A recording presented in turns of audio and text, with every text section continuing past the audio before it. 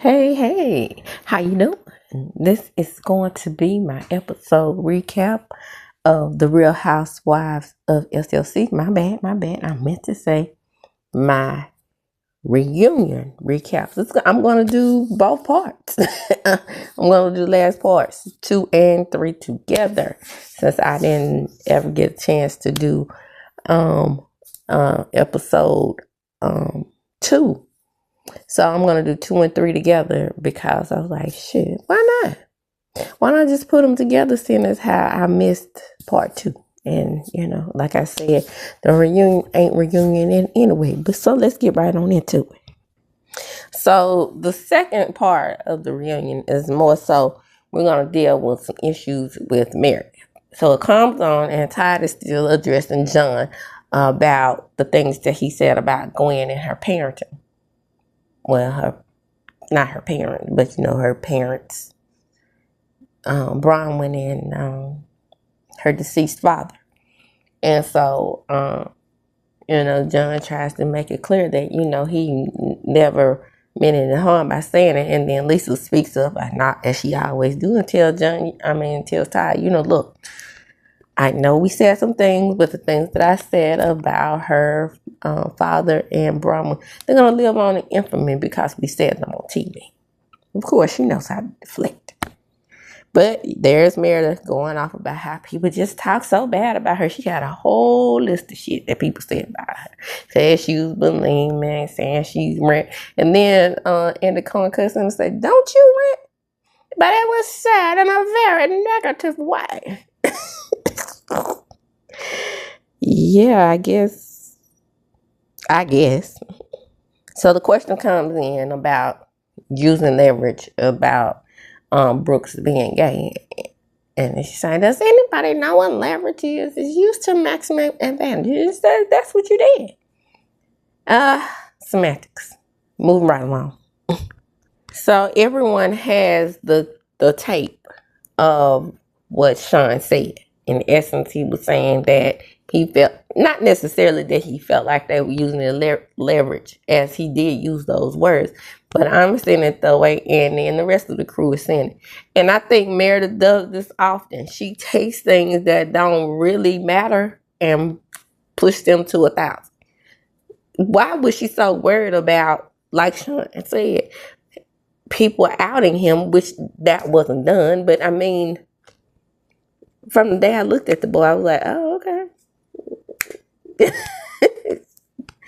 I mean, you can't always look at someone and tell they're gay, but in Brooks's, I'm going to say 95% of the audience looked at him and said, oh, yeah, he ain't straight.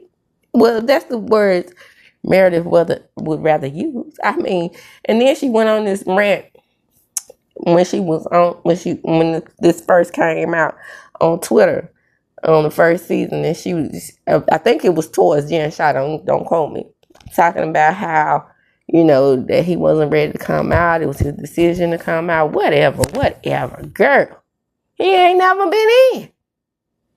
Stop. Meredith, that Sean gaslit her into saying that he didn't say something that he did say. So, oh gosh, I'm moving on from this, even though Andy said, let's move on. It seems like a waste of time. She gets really irritated. So, Seth is still up in arms about the whole conversation with them about Brooke's sexuality. So, they bring up how he called Whitney a biatch, and how him and Justin ended up getting into it over this whole situation. And he was like, well, I think I was a little aggressive. You think? Because our witness said was, can we see proof of the conversation? Here it is, a biatch. And I'm like, how corny. And don't think Justin didn't do the right thing for standing up for his wife. So now it's time to discuss Ty's affair. And this is where people start to side eye Bronwyn because she is backpedaling and was popping right on out this conversation.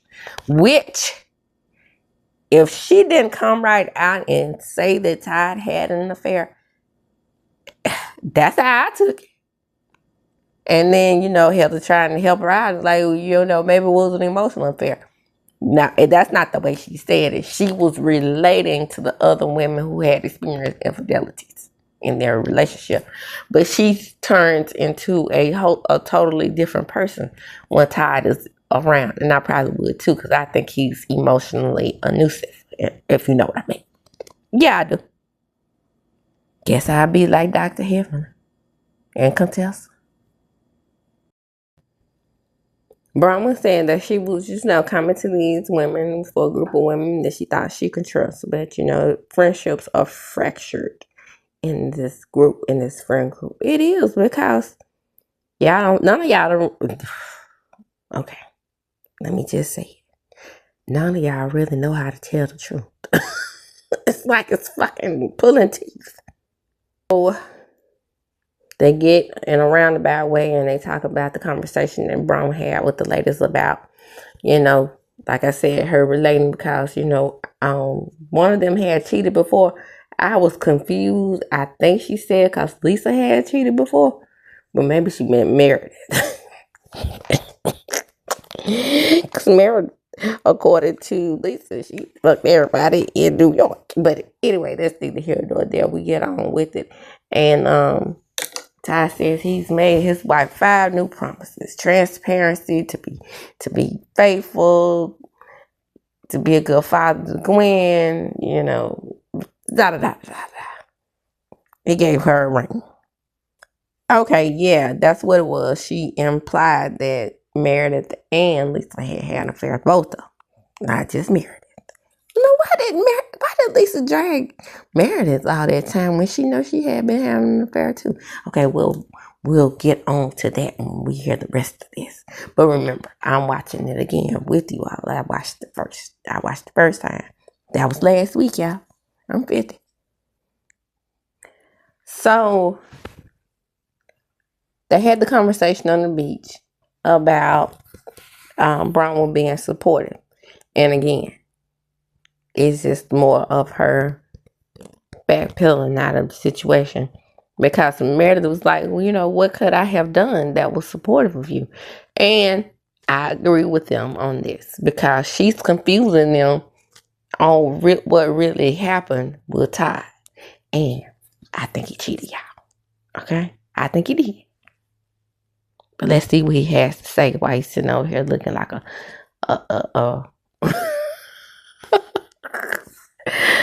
he looks like a beaver. Not without the teeth. I'm not calling him a beaver because I'm talking about the facial structure. I don't know if Bronwyn is in love with Todd or she just scared to leave him or what. But she's over there comforting him like he's just a newborn baby. Because Gwen caught his ass messaging other women and whatnot. And then he's just in there. It's difficult. It's real difficult. And here's Bronwyn. You're okay. You're going to be fine. You got this. I'm like, the fuck? He cheated on you, right? Where is this cheerleading spirit coming from? Child, I can't make this shit up. Let's go on to the next thing. So we get to Angie K. And Angie K say, well, I learned more about Bronwyn in these 5 minutes that I've known her than I know about Lisa's entire life. True. Lisa is the type of person that she has these temper tantrums, right? And so when she's having these temper tantrums, shout out to Jen Shaw, she isn't giving. You don't really get any insight as to what's going on with her. She'll bring up Jack. Oh, Jack, I'm an awesome mother to Jack. And Jack went on a spiritual retreat. And y'all, see, nothing.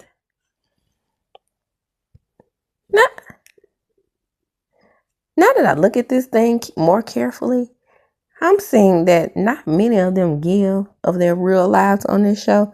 So, in first place, I'm going to give that to Heather. Even though Heather has gotten on my nerves these last 2 seasons, she really does open up about what's really going on with her versus the other ladies. Angie K will be second, and then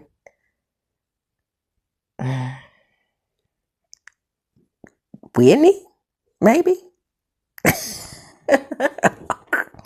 And then way down the list is Lisa Meredith and Mary. Wow, Angie K is explaining herself. Mary is talking under her breath. Yep. People love Bronwyn. Yep. That's why people love Bronwyn. Because she's a fan favorite. Because she gives of herself. When the rest of you don't. Like, that's why we love Mary. And she can't talk. But I guess she feel like since she opened up about Robert Jr. this season that she has given more than she's ever given before. So I will give her that. Y'all remember when we first met Mary and she told Jen Shaw that she smelled like hospital?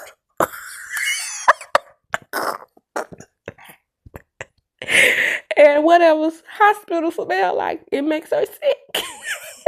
That damn Mary. So a question comes in about Seth wanting to motorboat Whitney. And Meredith, it seems like she cool with it. I mean, I think she knows it's a joke. But Seth does look at Whitney like that. You know, have y'all noticed that? He kind of look at her kind of creepy. They said that everybody wants to motorboat Whitney. And then Whitney said, I have great boobs. I don't know about all that.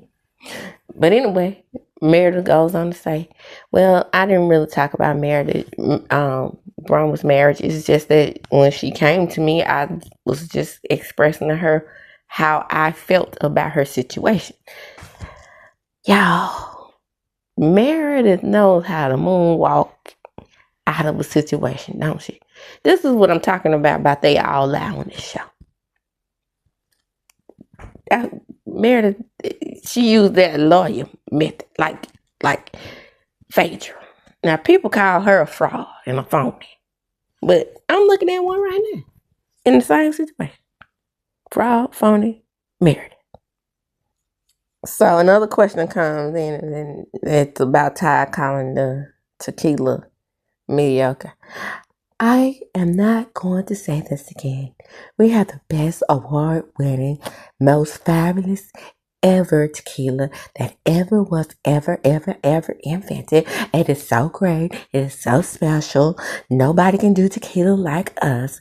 Vida Tequila, Vida Tequila. So, Ty, you're invited to one of the most fabulous wine tastings at ever in ever land that's ever been invented on TV. It's my tequila, okay? We have the greatest, the most fabulous hops that we get it out of the most fabulous vines, okay? It is the world's best tequila. Don't ever say it's mediocre. I can't, okay? Just come and taste it. And then Ty says, okay, I'll taste it. So they say, well, is your marriage a good one? And they asked Meredith that, of course, this is a good marriage. Of course, we have bumps in the road, just like everyone else. But we are in a very monogamous marriage, okay? We don't cheat on each other. Then they asked Seth, they says, well, at least we're above average. You know, I consider above average 51%. I'm like, okay. I can go with that. Who cares about their marriage? I don't. They're boring. Shout out to Mary.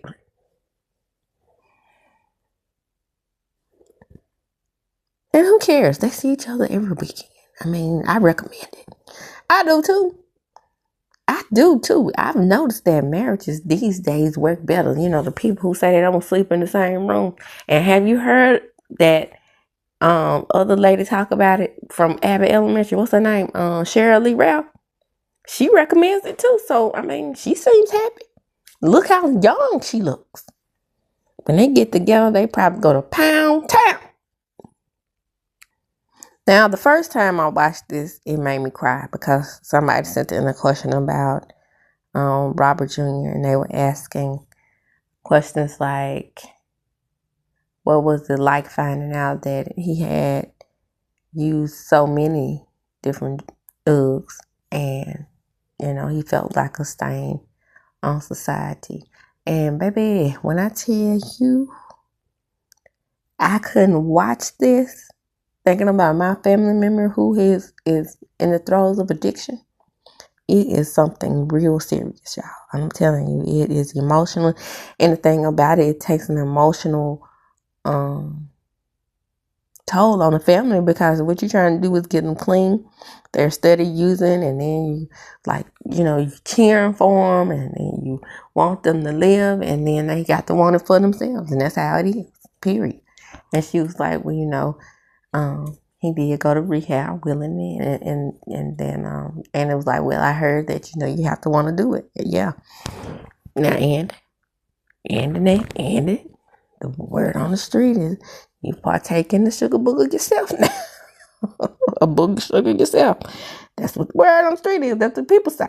Now everything is less in my opinion. So don't come over here with the lawsuits and whatnot. So then they asked about Robert Sr. and they was like, how does he feel about it? And they were like, well, they said he was saying that she was a beautiful mom, and they thanked her for, being there for Robert Jr. But then again, where were you, Uncle, Grandpapa, Daddy? Where were you at again? And when I tell you that they all started to cry and talk about how, Mary was strong, and that down and deep inside they knew that Robert was a good guy. And I'm gonna stand by what I've said before, what I said all along. I think that it became too much for him actually being on TV, seeing his life played out the way it was, and seeing how his parents got together. And that's what it is, because he is Uncle, Grandpapa, Daddy.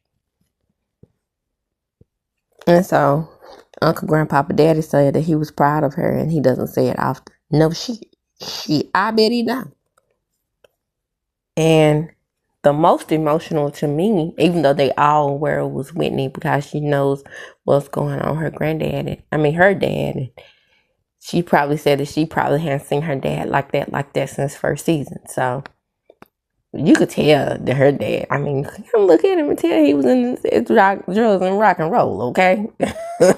He had a deep, jet black hair. So, you don't have no question. And she probably don't know where he is, y'all. But see, they're all going through some issues with being separated from the church.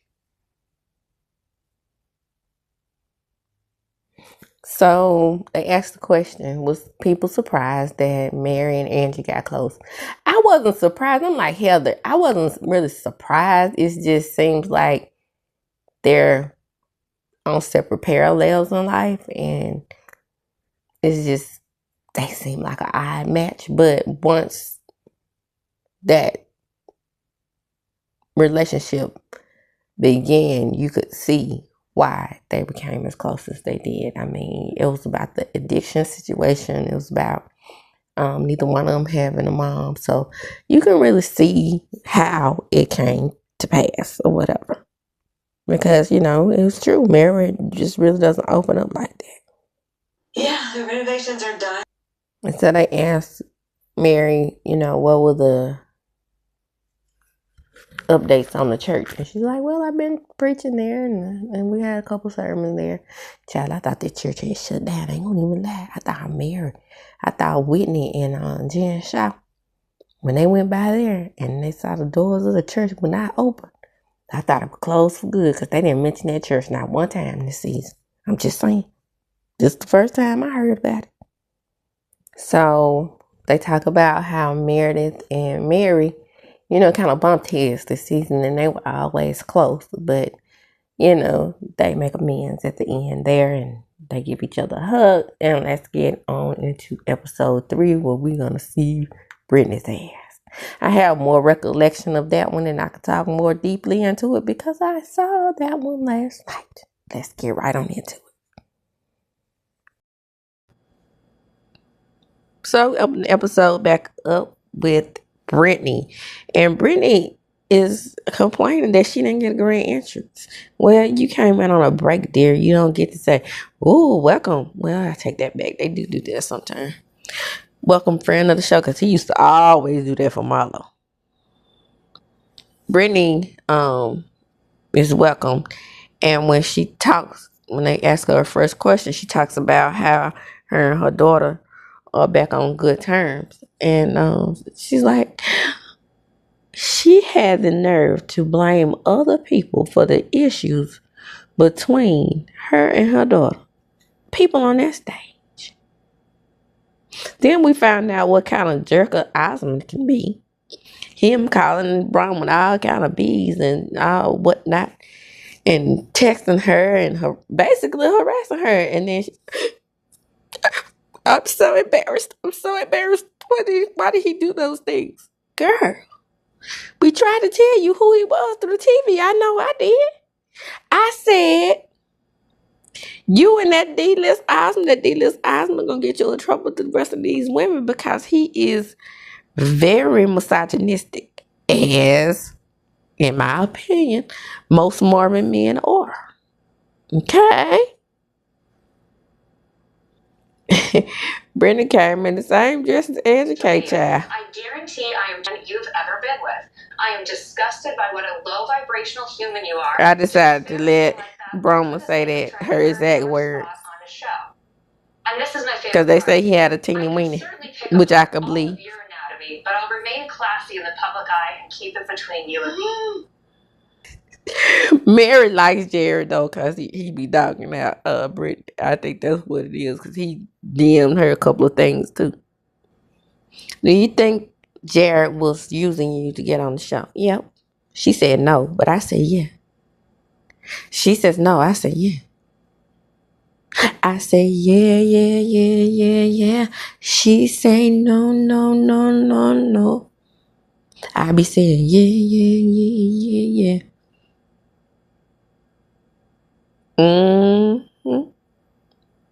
Absolutely. Because being a D-list Osmond, and it has to stink, right? You probably are not Marie or Donna's child, right? One brown apple don't spoil the whole bunch, girl. I bet you that brown apple, ain't you? Old whack ass talking about he's the reason why she got on the show. Then he gonna say that, then she said that he love bombs her and she goes back to him. I'd be like, child back. Don't give him no more chances. But Brittany's goofy. She will. Do you see her up on the stage? That's why Mary don't like her. Yeah, we were judging her because, she put men before her children. I did the whole damn season. I can't lie. But as Heather keeps reminding us, it's a part of the Mormon religion.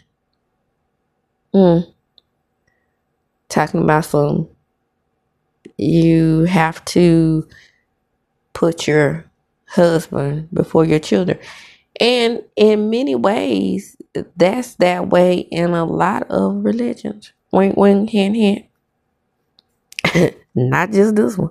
As a matter of fact, it's the whole country reminding me, France with Maza and Tip, Maza Tip, that's being invaded, a strip of land. Right. Because the people that support the people having a 2-state resolution weren't voted in. Okay. Because they were a woman. Yeah, that part. And, Heather says, well, sometimes as a mom, falling in love can put you in a fog. Not that kind of a fog. I'd rather be by myself than to put any man before my girls. My girls are my world. They are feral, yes. Hard-headed, yes. However, not one man, not one. I love Mary in that moment when Brittany began to blame Brahma for all her problems. She's like, you can't blame her for that. Right. Look in the mirror, bitch. Look in the motherfucking mirror. Now, Brittany, I've said it before. I cannot put my finger on it. Something about her I don't like, but some part of me thinks that she's good for the show. But see, and then I don't like gang ups, and in some ways I see them piling on to her. But it's almost like she's so goofy and weird that's the type of energy she attracts. Yeah, that's right. They get into it over what's a true Mormon. And at this point, Angie K perturbs me because she's Greek Orthodox, am I right? And then she's like, she can be as Mormon as anybody, can't she? If you're Greek Orthodox. All that stuff too strict for me. I am glad I released the Holy Spirit from my body. It's the best thing I ever did. All it does is encapsulates you and enslaves you and makes you not your self-actualized person that you can be. The best one. And here she is right here trying to be a free Mormon, and they're telling her that she's crossing the line. But see, Lisa Barlow, who wears her clothes, her sleeves out and her shoulders out, she can show her shoulders. She can be in that form and be like, okay, well, look at me. She can be the kind of Mormon she wants to be. And they kicking out people left and right. Several of them up here on the stage been kicked out for sinning, which they're judging Brittany for. Because she's sinning. Yeah, she's sinning. She laid up with Jared. Yep, that's a sin. No shit. I bet you neither one of y'all were virgins when y'all got married. And then Mary, girl, you married your grandpapa uncle. Child, I can't make this stuff up. Brittany, see, they don't know how to get with Mary. I told y'all don't know how to get with Mary. That's how you can get her every time. Remind her she married her grandpapa uncle. And keep it pushing. Then they get Meredith's ass, which they should have. You didn't get both sides of the story. Well, I know, I saw her crying, and that's all she ever do. That wasn't anything new. And so Bronwyn tells you, you can't just say things to other people and then expect them not to say nothing back to you. Yeah, because you got whole hair. A whole dress. Whole nails. And that lands you, my daughter, in the first chair. So they talk about how, she was shamed for sleeping with Jared. And they rallied around her at that moment because they was like, we all did our sins. Exactly. See, this is the thing about religion. It expects you, the people in it, right? They expect you to be perfect and live this perfect lifestyle. But within that perfection that you are living, you could be as close as you can to be to living whatever your book, whichever book tells you to do. But then there's somebody on the outside telling you that you're doing it different. And everybody does it different. And nobody does it the same. And then when you don't do it the same, those people that's doing it different and doing it the same come together at the same time. And then there's one set of people that's still not doing it quite right. Just like my prime example is in Christianity when people judge gay people. Everything else is forgiven. But as soon as you go to the New Testament for forgiveness for your sins, it's okay. But when you go back to the Old Testament and ask for forgiveness for that particular sin, hell no. The gays, they going straight to hell. Okay? Ain't no pass and go. No New Testament for them. Boo, no New Testament for you. You see what I'm saying? That's my point. Same thing was going on with the ladies in the Mormon church. My understanding is that one of them, I can't remember who it was, it might have been Heather's husband, was accepted right back into the religion after the divorce, and she was ostracized. Mary got her. She did say that right. You know, she was like, then why even bring that up? Because that didn't have anything to do with what we were talking about. And she was like, well, I was trying to prove that I could tell you something in good faith because I wasn't recording you. And I still shake on that one, Brittany. So they go over the room situation and why Brown wasn't in the room with in the same villa as Lisa. And Lisa said that since she had been bitten by a dog, that she wanted her to be in a bigger villa. I would go with that, Lisa, because you're such a liar. But I would actually follow that if those arrangements weren't made days before. Yeah, you probably would try to stick it to her a little bit for putting you in the coach. So she explained the dog bite and how he was a rescue and how he was an aggressive dog. Baby, I done seen all types of aggressiveness about these rescue dogs on Judge Judy. So she had a right to sue. But in most cases like this here, I was expecting to hear her say that they put the dog down. But she wouldn't allow them to do that. She wanted the dog to go to a nice little doggy farm. Yeah. That's usually preserved for the Caucasian persuasion.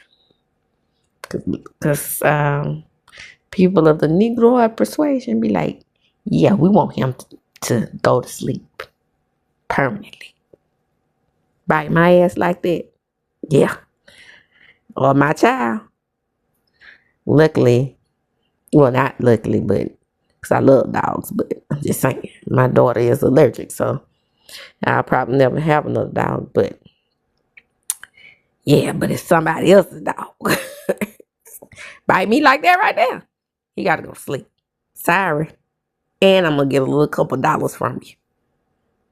So then they get into it, what you should do. Some people saying they play dead, then some people say you gotta tickle the butthole, and some people say you gotta choke them out. Let me see. I thought about this because I'm a logical thinker. And choking them out. How can you choke out a dog that's biting you? I just don't see how that would be possible, Mary. I would have to see an example of that one. But I have seen dogs latching on to people in videos before. And it would seem that if you could reach around to the butthole, that seemed like it would work, because I think the butthole would probably be the best option in my opinion. Even though who really wants to touch a dog's butthole? But I'm just saying, if I was in that situation and I was looking like Brahman, I probably would have done anything. So, good old touch on the butthole, yeah, probably would have done it. So, they talked to Whitney about leaving the tags on her clothes. And she's like, yeah, because she leaves her tags on her clothes. Someone in Nordstrom told me she returns them. Oh my God, that's not true. I don't even shop at Nordstrom's because Nordstrom's is beneath me. I have my clothes specially made by someone that is a real designer. Versace comes to my house even though he passed away years ago, he comes to my house and makes my clothes straight from heaven. So, and it asked Lisa, why did it hurt you so much that Angie K said that she knows more about Bronwyn than you? Well, because I thought that I could broker peace between she and Meredith. Broke a peace between me and Meredith. What? Meredith could speak for herself. She's a damn lawyer. I'm a beauty school student. And that gets you first share. So, Bronwyn pretty much says that we can't talk about your marriage, but you could talk about everybody else's. Yep, pretty much. No. That is a totally different scenario. When you talk about my marriage, you try to drag me and make me feel bad. And nobody can make Lisa Barlow feel bad. Because I am the queen of making other people feel bad. That's my job. So Lisa says that she took up for her marriage. And she stood up for her in her marriage. And she said, well, if you stood up for my marriage, which they did show in unseen footage. Let me get that straight. She said, if you took up for my marriage, then why were you on a hot mic talking about how Todd was going to itch his pants because of what I had said? I thought it was marriages are off limits. Why don't they just go with what they did on Potomac and make it all boring and not talk about each other's marriages? See, that's why Robin is off the show. Those words that Andy had to say to keep them calm and get the attention back to him, Bezos and Oprah, he sure did say it a lot. Because they were talking over each other, and that makes, when they do that, that makes the recap very hard. But what I gathered out of this conversation is that Bronwyn is still hurt because she thought Lisa was her friend. Simple as that. Lisa is no one's friend, honey. She loves herself only. You had noticed that yet? Why are you surprised? And Lisa lied on Bronwyn and said that she never took up for her. She said, and they go over moments that were actually seen on the show where Bronwyn was taking up for her. Bet she regrets that now. So the Meredith Brittany throw up thing comes up. Meredith is in Looney World. Maybe she's going through menopause, because menopause does cause you to act cuckoo. I'm a witness, because this don't make no sense. This lady sitting up here saying that she implied that she had an eating disorder because she was throwing up. And it was like, yeah, you can be throwing up for a million different reasons. She was concerned initially until you made it out to be like she was implying that you had an eating disorder. When I was a kid, growing up, certain foods that my mother would cook would make me throw up. That's because we're from the South. We ate a lot of fried foods. Then we found out years later I had acid reflux. Boom. She never thought I was bulimic. She used to be like, oh, my baby throwing up again. And then she did imply once that I might have been doing it on purpose for attention. Not because she thought I was bulimic, because my hips was too wide for that.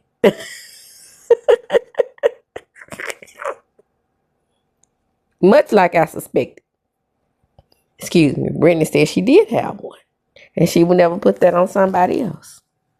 And Lisa speaking for Meredith. I know Meredith doesn't have one, though. She didn't say she did. One more time. Oh, snap. They came up with the 4 reasons why she was recording. And now we got down to the bottom of it.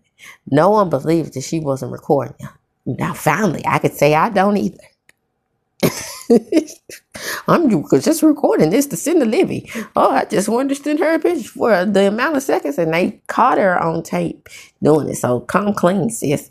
But anyway, and it says the reason why they're upset is because of what happened with them with Monica. And yeah. Well, so they run people off the show that records them, apparently, even though they're on a reality show, but don't tell nobody. Because apparently they're private.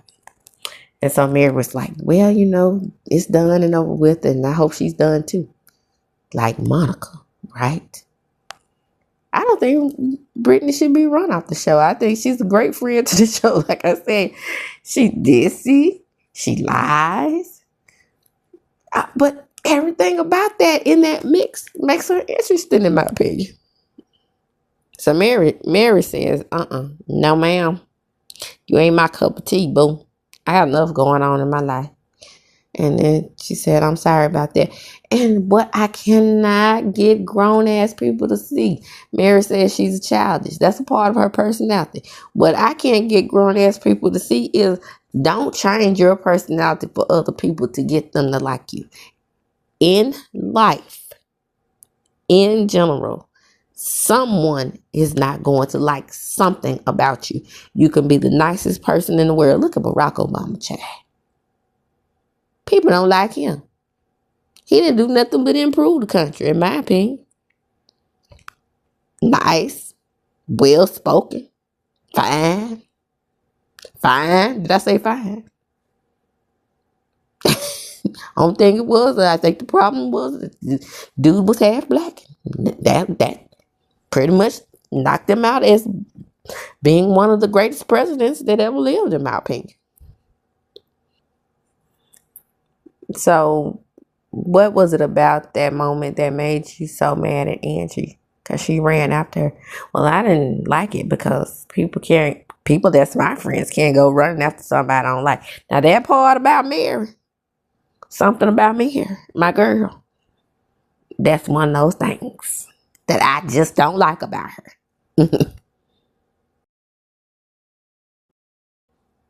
So, Mary's like, but, Angie and I worked it out, and God brought her to me. Okay. God brings everybody in my life for a reason and a season.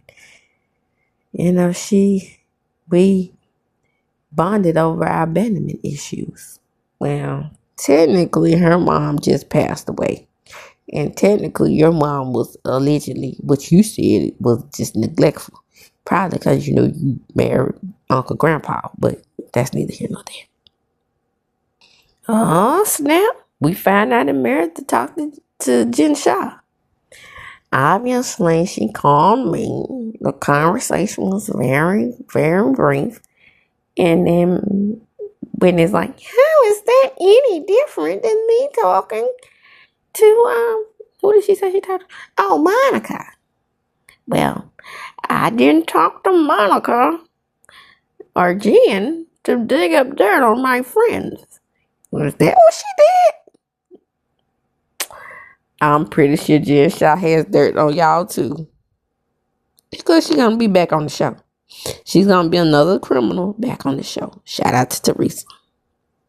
So then they all get on to Meredith. And they like, well, Mary says that she wouldn't absolutely once accept her car because she tormented her. Well, how is that any different than anybody else who served their time? She served her time.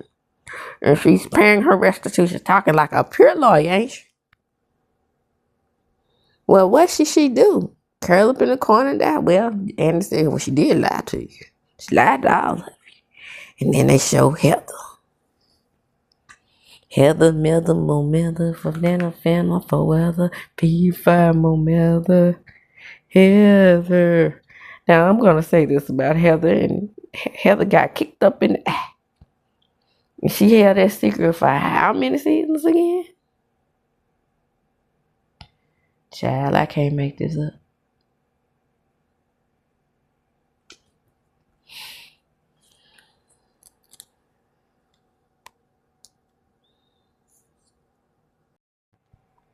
So they have to go around the room and say something nice about each other. And since it started with Heather and Mary, Heather has to say something nice about her and vice versa. And Mary starts and it says that, Heather is smart. She has a lot of love to give, but she don't know who to give it to. Did give Lisa, in my opinion.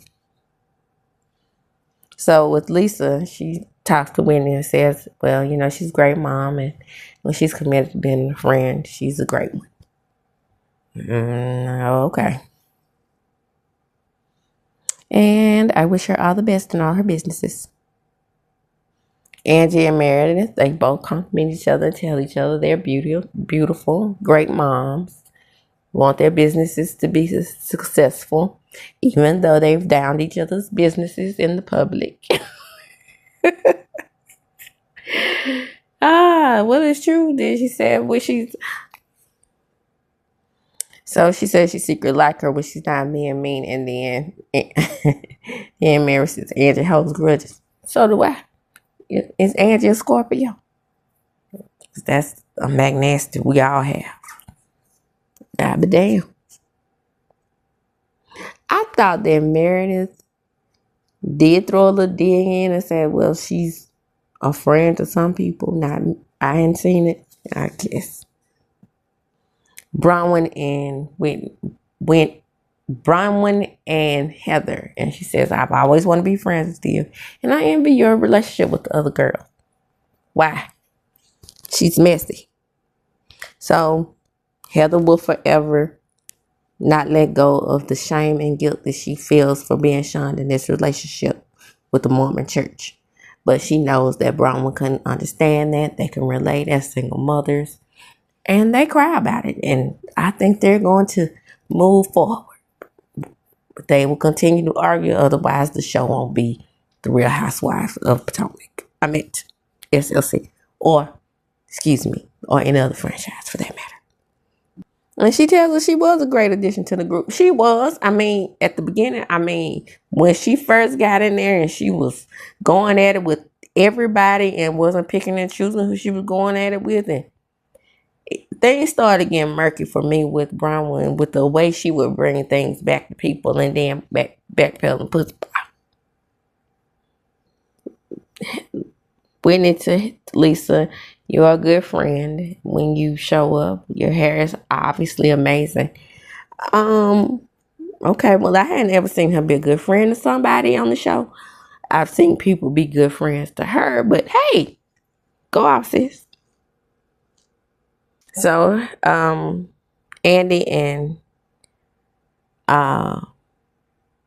Mary do each other, and they just say wonderful things about each other.